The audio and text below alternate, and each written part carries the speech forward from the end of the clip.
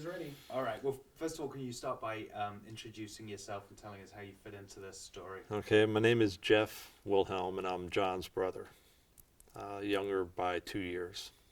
Okay, so you're younger than John. Yes, John was the oldest boy, so yeah, I Uh, was number two. all right. And what early memories do you have of music around the house, John's music? Oh, John's music.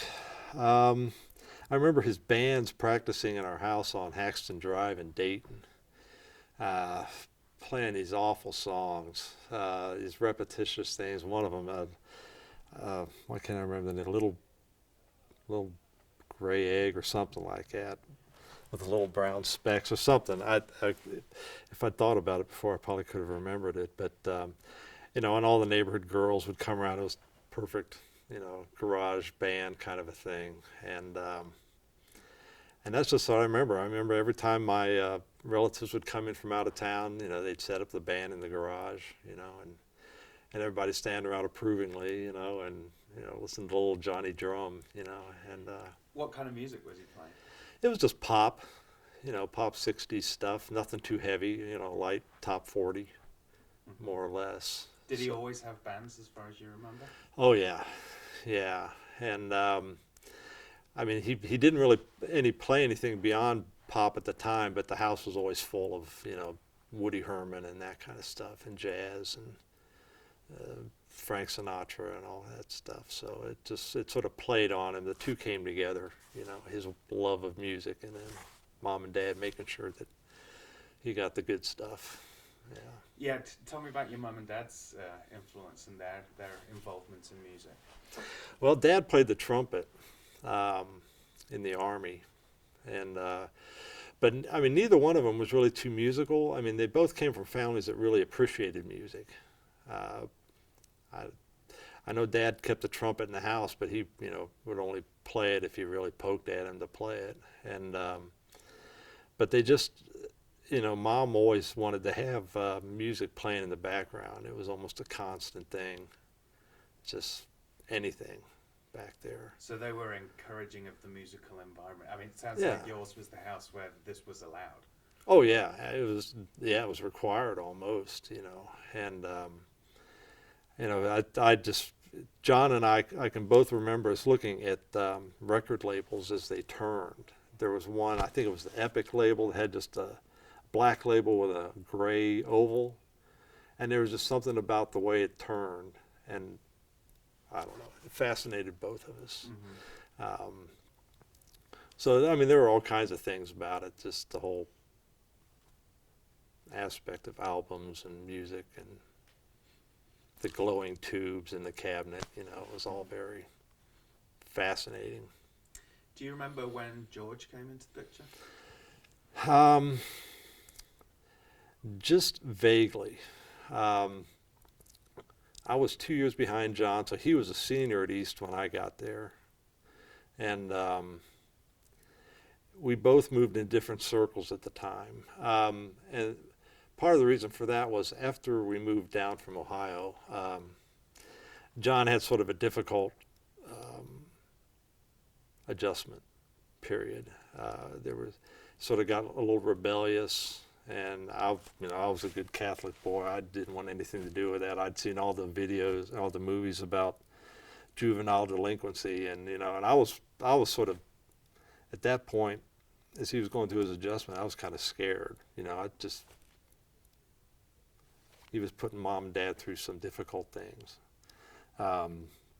But so when we got to East, he was moving with a different crowd than I was. I knew of George because he'd come over to the house a couple times and they'd listen to records and that kind of stuff. But it wasn't until, let's see, the next year I went off to school. And I would come back in the summer, and then I saw John and George play at the Double Door with Moose Magic. So And- during this period, I mean, was he getting into trouble, or was it just like he was just running with the crowd and angry? And Just running with the crowd and angry. I think he was actually arrested one time for stealing some records from a Clark's department store. I think there's a new Walmart there now off Independence. That was a real controversy. You know, oh, what are we going to do with John? You know, oh my God. I can remember mom and dad sitting on the living room floor, you know, oh, you know, what is it? You know, but, you know, he was just I guess he's just trying to, you know, find himself. You know, he didn't have a job, but, you know, he needed music. So Yeah, at least he it stole was it. stealing records. Yeah, it wasn't anything. And it was just a couple albums. I can't even remember which one they were. Probably Blood, Sweat, and Tears or something. So, but that was it. Okay, so when you came back, and did you get to know George at all when they were playing together? Oh yeah, well you couldn't not get to know George. I mean, he came at you, you know, like a fire hose, and it was always just, you know, I loved him. It was just great to be around and go over to their apartment, and a lot of times it was just to go over and listen to music. You know, we Wilhelms are perfectly happy going over to somebody's house and not having any conversation at all if there's good music playing. You know, we're fully involved in that. But I do know that John, during that period when after George came into the picture, really started developing a discipline. I think he found, I think they fed off of each other that way. Ah, so that's really when he started to find his peace with being here. Absolutely, and I mean, John was I remember riding to school with him a couple times, and he would fly. I mean, we're in this little Corvair, and we're going down Monroe Road, and we got to be topping 60 miles an hour. He had a lead foot, and he got a couple of speeding tickets, and he was still on Dad's insurance, which was going up and up and up all this time. So he quit driving and started riding his bike around. And at that point, I saw a little bit less of him because he didn't come over quite so frequently. But he started really taking responsibility for himself in that way and realizing what he needed to do to become a successful artist. Right, so he found a focus, and he was driven at that point. Yeah, absolutely. Yeah, he had the wherewithal to realize that this is what he needed to just concentrate on what he needed to do. Can you describe to me the difference in personalities between John and George? Well, John was very George was instigative in play, in fun. John would just sort of, if fun started, he found little ways to accent it or to, throw in little bits of it that would just fit in just right. So, yeah, George would be proactive with that kind of stuff. John would be reactive. So George was, could you say he was sort of the more outgoing one out of the two of them? Oh yeah, absolutely. So John was a little more quiet and contemplative, and George was just ball to the wall, out there. Tell me about their apartment and the atmosphere when you used to go there and listen to music. Well, I mean, it was very functional. In other words, there was just stuff all over the place. The instruments were set up. There was a sofa pushed up right next to it. You kind of had to climb over drums to get into the sofa, and that kind of stuff, and amps all over the place, and always albums thrown all over the place, and little notes, notes and drawings, funny things stuck on the wall. Funny things stuck on the wall, is that to do with like music they were doing and projects they were working on? Sometimes it was just, George would do these caricatures of John, and sometimes it'd just be just some silly drawing that George had done. They'd stick it up there. So I think there was even a poster of Mayor Baba up there as well. Just crazy half Hindu stuff. It was just, Do you know how they met initially? No, I don't. Although I imagine it was at East. Right, and you said you came back and you saw where was it? At the Little Door? Was that the name? The Double Door. The Double Door, yeah. Okay, tell me about the Double Door and what kind of venue and what kind of show you saw. Well, at that particular time, I remember having to drive clear across town to get to it. But at that point, 2 miles is across town. But I just remember it being a very dark and smoky place, and I remember drinking too much beer. But it was good to hear John play. He had a very, I expected more of a rock and roll drummer out of him. It was the first time I had ever really heard him play on a show, or as a performance. And I just remember it being very, a lot more sensitive drumming than what I was used to seeing when he was playing in the basement and in the garage. But the Double Door was just, it was the perfect place to hear that kind of jazz music. Mm-hmm. And, so was it surprising to you that he changed direction? Yeah, in a way it was, but I liked it.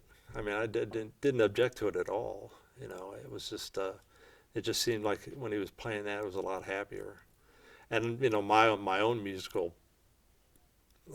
tastes were changing at that time too, so I felt like I was being educated in a way. Mm-hmm. So. And what kind of crowd did they have there? Did they have a following? Yeah, now that night that we were there, I think it was on a weeknight actually. There were probably, as I recall, that not that many people in the audience, maybe 30 people in the place. And because I remember, between sets just getting up and walking over and talking to him. And he came over and talked to us for a little bit, but very relaxed. And I knew that they were popular, but it really wasn't until the funeral that I realized just how popular they were. How did you know that they were popular at the time? Did you know the various projects they were working on, or people that they were hanging with? No, I just knew that they were sort of part of a huge or very large musical community, and that was doing something different. So I just had a feeling like they were, a little bit more than just your average band. Yeah, because it sounds like from the people we've spoken to that what they were doing was quite experimental and even innovative. Did you get that sense at the time, or was that something you found out later? No, I got that sense at the time. At that point, I had people like Chick Corea were starting to appear on the scene, that kind of stuff, and Al Di Meola, and I knew they influenced them quite a bit. So, I always like music that goes off in a different direction. So, I liked what they were doing, and I figured a lot of people picked up on it. I know that they'd done some stuff on some local radio stations, been interviewed and that kind of stuff. So it looked like things were picking up momentum for them. Yeah, quite a bit. Mm-hmm. Yeah. So what happened then on the night of the accident? What happened? Well, this is weird. I was just talking to Barbara a few minutes ago about this, but I knew that John was becoming very spiritual. As a matter of fact, I vaguely recall a conversation with my dad not long before the accident, where we were just basically talking about spirituality and that kind of stuff. But the night of the accident, my roommate and I were in the dorm room, and we had this, it's NC State, we had this black light on the wall over the stereo, like every dorm room in the college had at the time. Big 4-foot long thing stuck up there with two-sided tape. And 1:30 in the morning, we turned the lights off and we're just falling asleep, and the light came off the wall and it landed on the stereo. It created this horrendous glass shattering, metal crunching sound that just I'll never forget. But one of us was going to have to get up and clean it up, so Howard got up and turned on the light, and the thing was lying there on the floor intact, or at least the glass was intact. We were able to put it all back together and stick it back up on the wall. He knocked the stereo off and everything else, but we were able to put everything back together and stick it on the wall and leave it there. As a matter of fact, at the end of the year, we had to pry that thing off the wall. But the next morning, I got the phone call from Dad, saying that the accident happened. And I didn't realize it at the time, but I really felt like that something knocked that light off the wall. Something made it fall on the floor. Something said that we could put it all back together and stick it up there and it would be okay. Mm-hmm. And I really do believe that that was a sign, call it what you will, some sort of energy made this happen. Mm-hmm. And so what did you take from that in terms of what it meant, the fact that you were able to put it back on the wall completely intact? Well, I just took it as proof. You know, that there was, I mean, John had this feeling too about the spiritual realm or whatever, you know, what happens next. And I think it was just sort of an affirmation on his part. Mm-hmm. I like to think that. I don't think it was coincidence because it was right at the same time. Yeah, that's interesting. Yeah. And I didn't, you know, even coming back from the funeral and everything, I went back to school and just talking to my friends about it because, and my roommate brought it up. You know, well, what happened? What time did the accident happen? And I said 1:30 in the morning. He said, wasn't that when the thing fell off? I said, oh yeah. You know. So your roommate was like, that's... Yeah, he saw it first. Yeah. So they asked me about it. Yeah. Can you tell me about the funeral then and how what you expected and what it turned out? Well, I mean, the funeral was terrible. Yeah, it was just a terrible time. I remember it being a very black time. But the thing that surprised me was we left the funeral home and we drove down Independence behind the two hearses. And when we got off on Eastway Drive, I remember looking back and the cars went as far as you could see. I couldn't tell you how long the procession was. But it was just, I mean, I was just taken aback. I said, wow, you know, this is amazing. I had no idea these two guys had this many people that cared about them. And what was the, did people play at the funeral, or did you talk to people? I mean, you must have been kind of surprised that I didn't, I mean, it was a very, very traditional funeral. I mean, they kind of kept us all apart from everybody else. And they really didn't get a chance to talk to people till after the burial at the cemetery. But,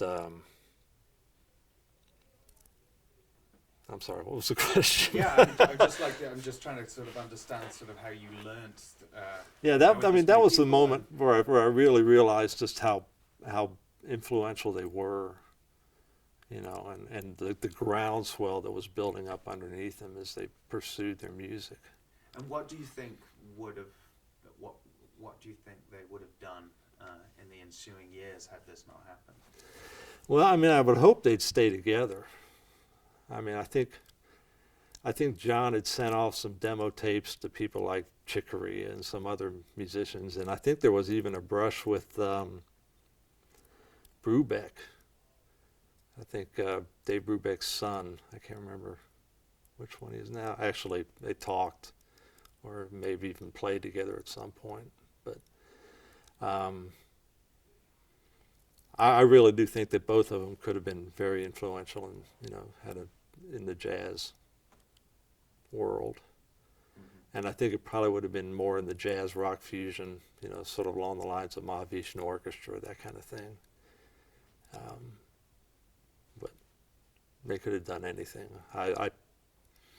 You know, I've gone over it in my head so many times, you know, just what would John be doing now that he's 60, you know. And I'd hope he'd be, you know, retired on a beach in Malibu or something, you know, or in Brazil even, you know. Mm-hmm. But yeah, I think they would have done some great things. Great. Okay. Thank you very much. Thank you, Jeff. That was great. Thank you.